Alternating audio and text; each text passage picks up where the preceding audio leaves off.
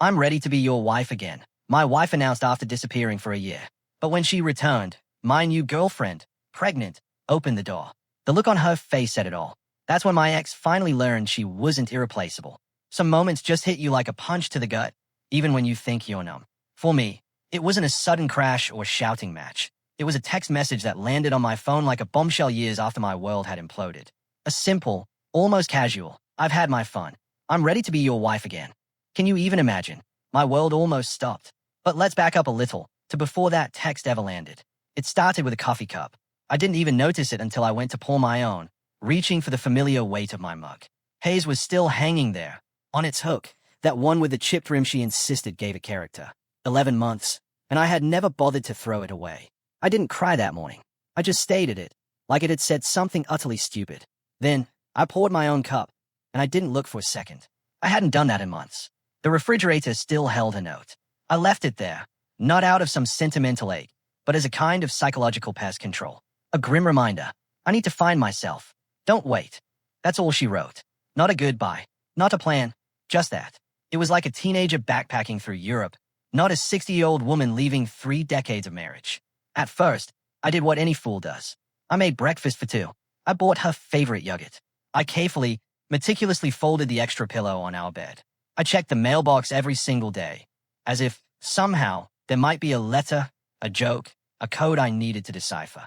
But after 6 weeks, the only thing I was deciphering was silence. It was a hard, calcified silence that pressed on my chest, even in my sleep. It felt like I was suffocating in an empty house. So I stopped. I stopped setting the table for 2, stopped listening to the playlist she made for Sunday mornings. The coffee became stronger, the food simpler, and the house. It became quieter than a confessional. And I became something else. Not bitter, not broken, not exactly. Just still. The kind of stillness that makes people think twice before asking if you're okay. Every morning, I'd go out to the garden and water the roses. She never liked them. Too thorny, she'd always said. She wanted lilies. But I kept the roses. They bled a little if you got too close, sure, but they stayed. It was a routine, you see, not a life.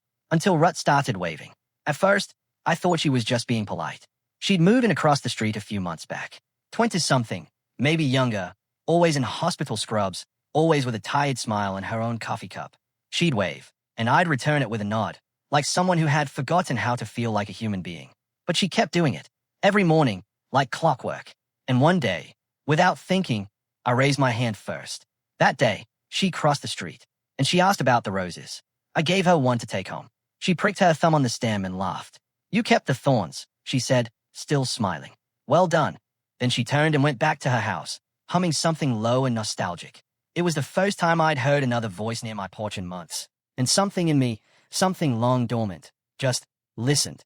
The next week, I saw her coming back from a shift, and I just blurted out, "Do you ever sit on porches?" She smiled, adjusted her bag, and said, "Only if there's decent coffee." And that's how it started. 2 chairs, a coffee pot, and a comfortable silence between 2 people who weren't trying to fix each other.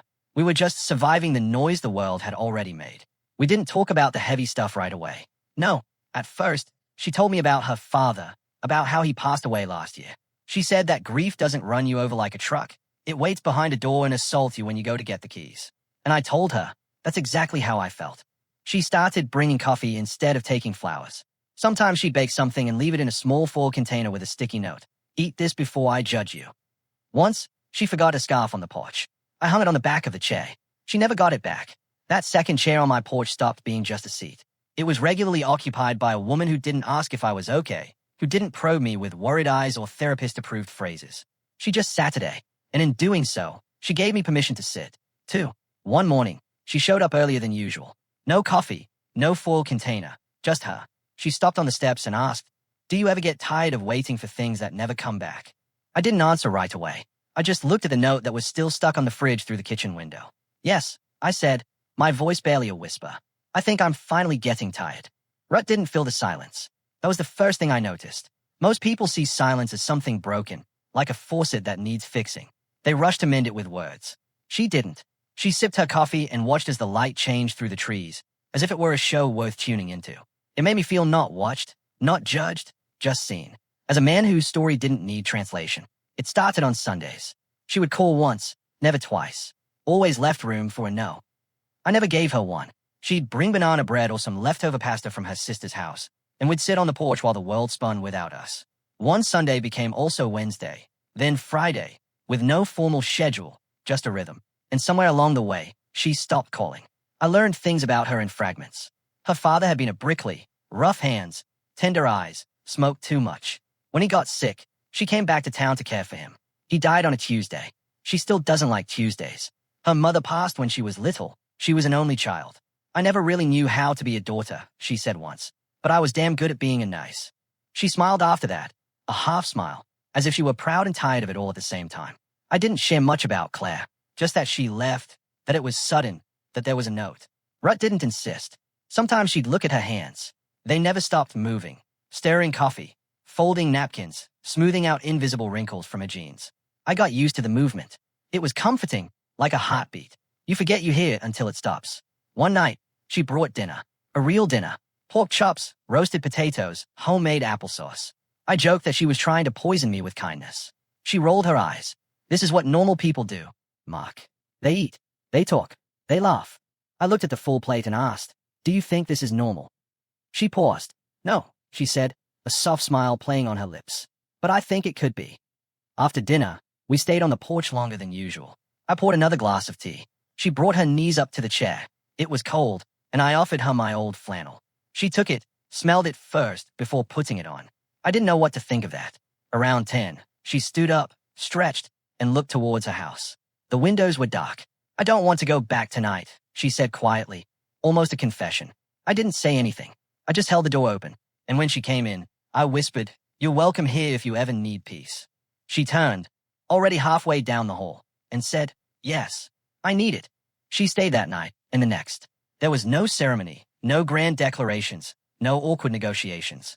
We just shared the space, like people who knew what it was to lose something and who were silently deciding not to lose again. The second chair on the porch became hers in all but name. She adjusted the cushion, left her scarf on the back, started bringing different colorful cups. She even planted the lavender in the pot that Claire used to keep empty as decoration. I started to notice that I no longer woke up angry or empty, just present. The house didn't feel haunted. It felt inhabited. One morning, I was pouring coffee and I realized I had made 2 cups without thinking. I looked out the window. She was already on the porch, curled up reading a book I didn't remember buying. I opened the screen door and handed her the cup. She smiled. Thanks, roommate. I laughed. I'm pretty sure you've passed your probationary period. She leaned back in the chair with her eyes closed, sunlight on her face. Then maybe it's time for a lease. And so, the house stopped waiting. It was becoming something else. Something new. Something real. It's strange how quickly silence becomes a habit. And then, somehow, a comfort. You stop noticing the absence of noise, and you start to hear the rhythm underneath.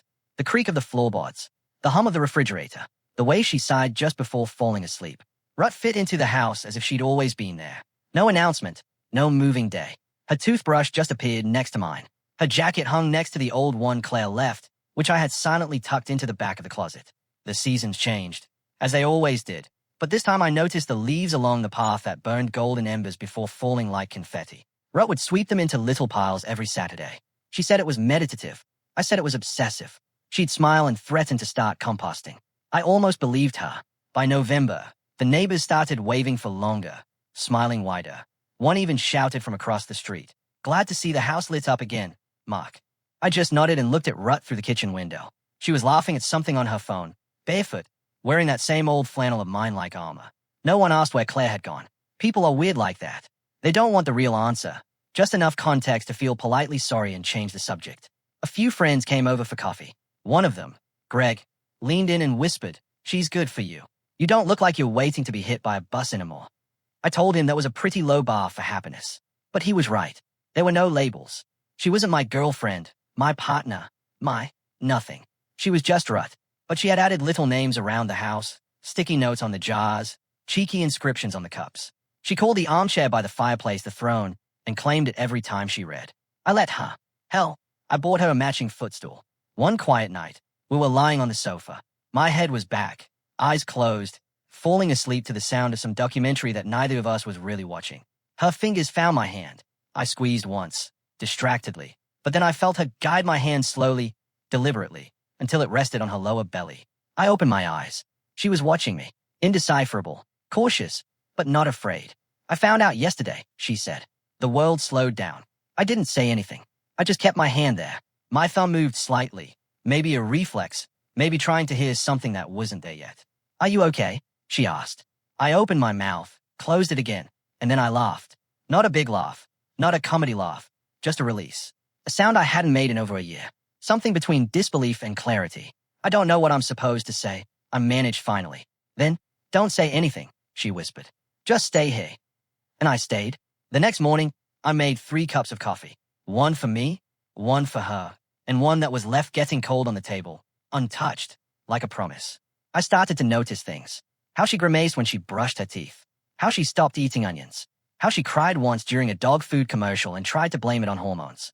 I didn't bother her much. She would say things like, when the baby arrives, and I would just nod, not out of uncertainty, but because I was also building the phrase in my head. Brick by brick, I updated my will the following week. Without ceremony, without drama. Just changed the documents, redirected the accounts, made silent decisions that now felt obvious. I called my lawyer who asked if I was sure. I'm not sure of anything, I said, but I'm not paralyzed anymore. We didn't tell anyone right away. It wasn't secrecy, it was preservation. As if we were protecting a small flame from a cruel wind. The world could wait. But the house came alive. I found myself humming while sweeping the floor. I started opening the blinds in the morning. The porch got a new coat of paint. We bought a rocking chair for no other reason than because she said it felt good. One afternoon, I was watching her hang tiny socks on a clothesline in the laundry room, a kind of early nesting instinct, and I felt a wave of something deep and ancient, as if I had been carrying a weight on my chest for years and only now remembered to put it down. Claire's note was still on the fridge. I hadn't touched it, but I also hadn't read it in months. I stopped noticing it, the same way you stop noticing a crack in the wall once you hang a picture over it. And now, the wall was covered with new photos. A blurry Polaroid of Rut holding a cupcake with pink frosting. An ultrasound pin next to a shopping list. A sticky note that just said, remember life, then laundry. The house was no longer waiting. Neither was I. Then came a text. You know the one that hit me like a punch. I've had my fun. I'm ready to be your wife again. Can we talk? It wasn't a question, really. More of a summons. A magician snapping his fingers to make the rabbit come back. I didn't answer. I didn't even touch the phone. I looked at it long enough for the screen to dim and turn black again. For a moment, I could feel the old anger trying to rise, like a dead man clawing his way out of his coffin. But I didn't let it. Not because I was noble, but because I was fed up. Fed up with being the net she could jump into when her tightrope broke. I turned off the phone, slipped it into the drawer under the sink, and went outside. The wind was sharp, but not cruel. The fence had some loose boards from the last storm. I grabbed my hammer and nails and got to work. I didn't tell Rut. It wasn't necessary. There are some ghosts that are not worth waking others up for. She came down an hour later, her hair still tousled from sleep, and wrapped her arms around me from behind while I was in the middle of relining the door hinges. This thing has been squeaking for weeks, she said against my shoulder. I kissed her forehead. Yes, but now it squeaks in 2 different tones. She laughed. That low laugh I liked, the one that didn't demand attention, just returned it in silence. And that was it. No dramas, no secrets. Just 2 people maintaining their little world while the past howled outside the fence. That night, after she went to bed, I sat at the kitchen table and opened my laptop. I searched the county records online. I double-checked the civil registry. Yes, our marriage had never been dissolved. Claire and I were still legally bound. A technicality, but one that now itched like a rash I didn't know I had. I made a note to call the lawyer in the morning. Not out of meanness, but for protection. Not for revenge, but for closure. This house, this life I was building with Rut, deserved legal boundaries, not the kind of emotional loose ends that Claire liked to pull on when she got bored. I checked the locks on the front and back doors. Not because I thought she would show up, but because I realized for the first time that I didn't want her to. The idea of her standing on the threshold of this house gave me the creeps. Not out of fear, but out of disturbance. This place had peace. It had softness. It had clothes that smelled of lavender and honey in the tea instead of sugar. Claire used to say that sugar was for people who couldn't stand it bitter. Rut never commented. She just passed me the honey with a wink. The phone remained off. I didn't need to block her. I didn't need to attack her. She would consume herself in the silence. She had always had more trouble with silence than I had. I went back upstairs. Rut moved in her sleep when I got into bed. She reached out with her eyes still closed and found my arm. And that was it. I fell asleep without a single thought about what she had said. Because the truth was, I didn't need to talk. I didn't need to understand. She had said, I've had my fun, as if that were a vacation, as if the collapse of a marriage were just an intermission in a play she planned to resume. But I was no longer the man waiting in the wings. I was in a completely different theater, and this show had no room for an encore. The scissors in my hand stopped mid-cut when I heard the tires crunch on the gravel. Not fast, not hesitant, just that same casual pace she always had, as if the world would wait until she was ready to look at it. I wiped my palms on my jeans and leaned slightly to the left, looking through the hedge that bordered the path. The car door creaked open. Claire. She got out as if it was still 1996. The same posture, straight shoulders, chin slightly raised, eyes scanning as if she already owned the moment. No suitcase, no gift bag, just a purse slung over her shoulder and an expression that said, "I'm here, so let's all pretend nothing has happened." She was wearing jeans, flat shoes, a soft gray sweater, and her hair was done just enough to look natural. That was her specialty, the natural look, all calculated to seem spontaneous. I could almost hear the voice in her head. "I'll call once. I'll smile. Maybe I'll look a little emotional, but not too much. He'll give in. He always did." She started up the path. I didn't move. Rut was inside. The oven timer was counting down. She was baking something. Apple pie, I think. She said she had a craving for cinnamon and sugar. She hummed when she baked. It wasn't a tune I recognized, just little notes under her breath, as if the kitchen itself was singing. Claire reached the porch. I remained in the garden, not hiding, not paralyzed, just still. And then the door opened. Rut, her hair up in an apron, flour dusted on her collarbone. She looked like every portrait of peace that I had forgotten could be real. Claire blinked. Rut smiled. "Hello, can I help you?" There was a pause of the kind that makes the air feel heavy. Claire looked past her for a moment, her eyes scanning the hall, the walls. She saw the photos first. One above the entrance, me and Rut smiling on the porch steps, a coffee cup in each hand. Another near the console, Rut holding a small baby Odyssey, blushing, me kissing the top of her head. And then her gaze dropped. Rut's belly was now visible. 5 months, showing. No hiding, no wrapping in layers. Just there, life, without apologies. Claire's face broke into micro-expressions. Not panic, not horror. Something wise. Disbelief. That fragile ego cracking at the edges. The look of a woman who has just realized she was not irreplaceable. "Is this the Johnson's house?" Claire asked, her voice breaking slightly, like a stone skipping across water. Rut's smile did not waver. "It is. I was looking for Mark." Rut tilted her head, her voice calm but resolute. "He saw your message. He just didn't think it needed a response." Claire stood there swaying slightly. Her eyes kept moving, as if maybe if she blinked fast enough, the moment would rewrite itself. She looked at the potted lavender next to the porch steps, the baby shoes in the shoe rack inside. She saw the gentle chaos of a house that was inhabited, not frozen in limbo, waiting for her return. "Can you tell him I stopped by?" she asked, her voice weak now. The act was falling apart. She seemed smaller. Rut nodded once. "He already knew you would." It was then that I came out from the hedge. Not dramatically, not to confront, just to be seen. I walked back towards the house with a calm I didn't know I had, holding my gloves in one hand, covered in thorns and dust, sweat on my forehead, smelling of earth and old memories. Claire turned. Our eyes met, and that's when it happened. The last flicker of hope vanished from her face. Not because I was cruel, but because I was clean. I wasn't bitter. I wasn't waiting. I wasn't hers. I was done. She opened her mouth to say something, but Rut took a slight step forward. Not protective, just present. Just there. Claire looked down again. She gave a small nod, as if bowing to a truth too strong to argue with. Then she went down the steps, more slowly than before. The crunch of the gravel under her flat shoes sounded different this time. Unsure, uneven. I didn't watch her drive away. I went into my house, our house, and closed the door behind me. Claire didn't go back to her car right away. That was what surprised me. I watched from the kitchen window, half hidden behind the curtain, as she stood there on the gravel like someone trying to decipher a dream. She looked around as if expecting reality to reorient itself, as if expecting someone, me, to run out the door with some grand declaration, some speech of forgiveness that she could soak in like bathwater. But the only thing moving was the wind. Rudd had already closed the door, not slammed, not locked, just silently closed the space between two worlds. Inside, the oven went off. The smell of cinnamon filled the kitchen like a well-made memory. I turned my back to the window and picked up the pie pan. Rut was at the sink, washing her hands, humming that tune again, slow and content, as if nothing had happened. Maybe nothing had happened. At least not in here. But out there, I could feel the panic rippling behind the glass. You can always tell when someone is trapped in their own pride, flailing. And Claire? Claire was drowning. I didn't say anything. I just put the plate on the counter.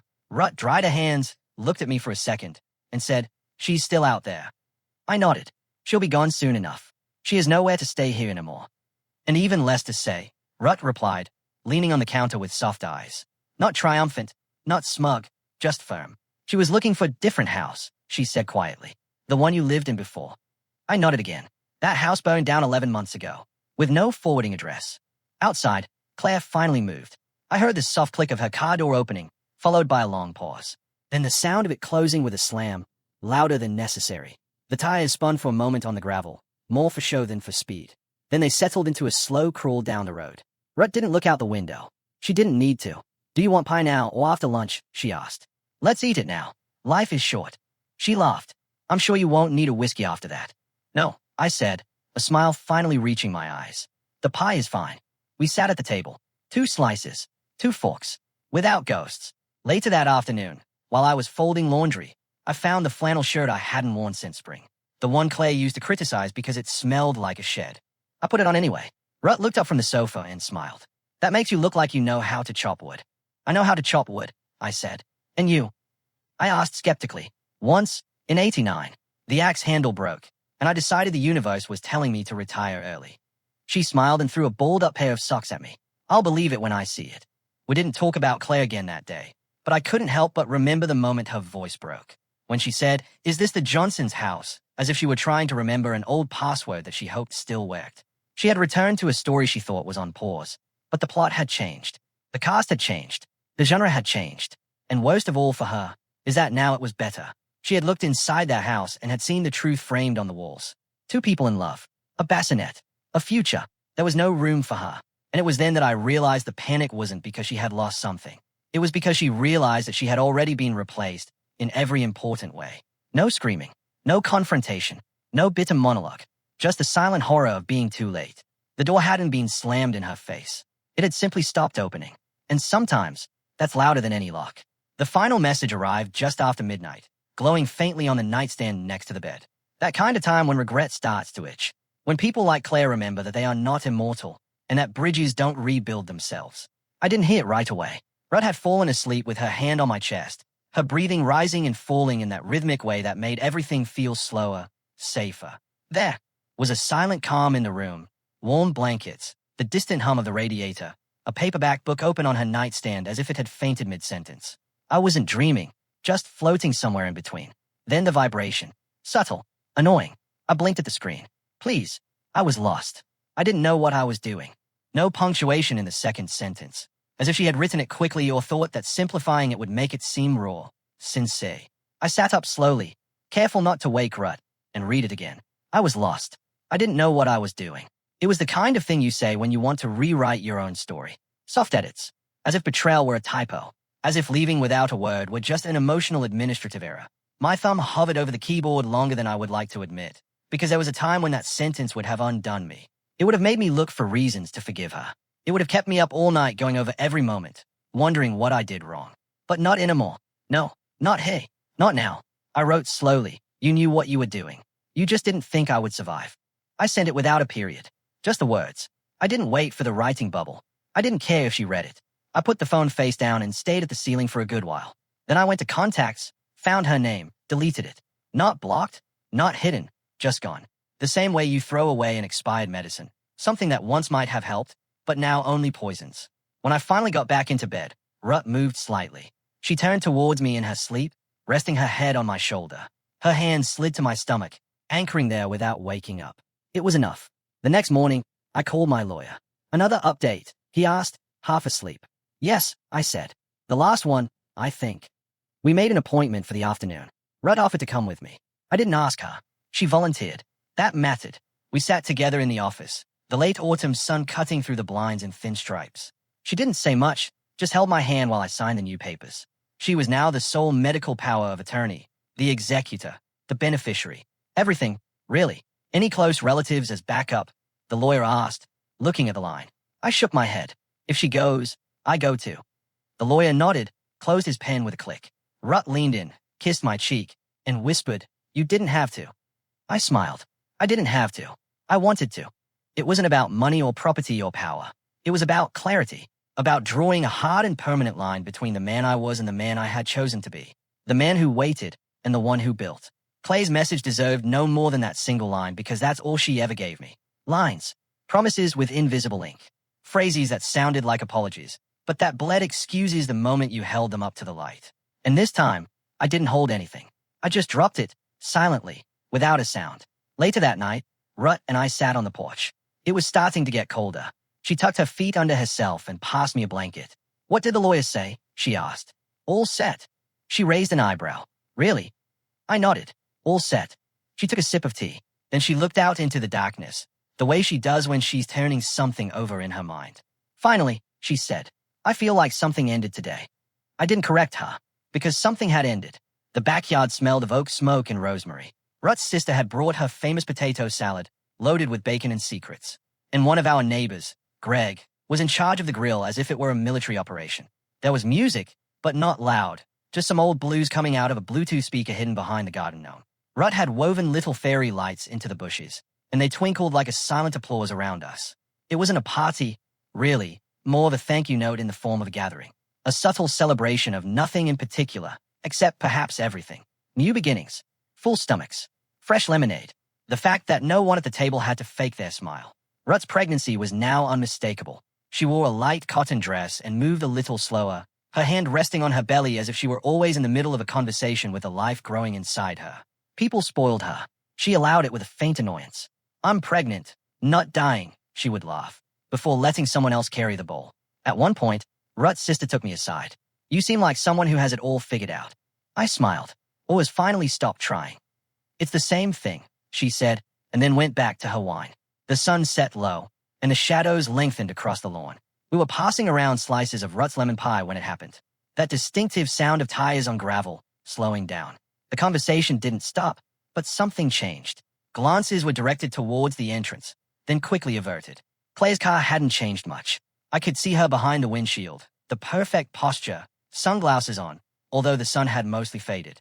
The engine idled for a moment. Then the lights dimmed. She didn't get out. Rut saw it, too. Her hand found mine under the table. She didn't squeeze it, just touched it. Calm, firm. I watched Claire sitting there. Maybe a minute, maybe 5. Time warped in strange ways when she was involved, as if she brought her own weather system, her own gravity. She sat behind that wheel like a woman waiting for the movie to stop for her re-entry. But we didn't stop. Greg made a joke about someone overcooking the corn. Rut laughed and told him to shut up and eat it anyway. I passed a slice of pie to Rut's sister. She took it without comment, but she gave me a look of complicity. She knew who it was. She just didn't ask. Claire didn't honk, didn't wave. She just sat and watched. Maybe she thought someone would approach. Maybe she thought Rut would send me as an emissary to offer a folding chair and an olive branch. We didn't move. We stayed in our chairs, in our lives. And when Rut raised her glass of lemonade, I clinked mine with hers, without taking my eyes off the woman in the car. It wasn't hostile. It wasn't presumptuous. It was a fact. "You're not in this story anymore." Claire turned the key. The headlights came on. Then she backed up slowly, deliberately, and drove down the street as if she had taken a wrong turn in a neighborhood that no longer recognized her. No one asked who she was. No one said her name. And that silence was not passive. It was active, sharp. It drew a clean line through everything. She used to live in my house. Now she didn't even have a seat at my table. Rut leaned a little towards me. "Do you want to tell them?" she whispered, nodding towards the guests. "Tell them what that was." I looked at the table, the people laughing, eating, the bassinet we had just assembled sitting in the corner under a blanket, the lights twinkling like stars that had finally arrived on time. I said, "Let her be a ghost." Rut smiled, took another bite of pie. "Good idea." The night went on. The conversations deepened. The laughter softened. The air cooled. And Claire? She disappeared into the twilight like a character who had lost her ticket and silently exited the stage without knowing that the audience had already moved on to the second act. The house sounds different now. Not just because of the baby. Although she has claimed the air with her little grunts, hiccups, and those occasional squeals that make the dog whine and the neighbors laugh. It's something else.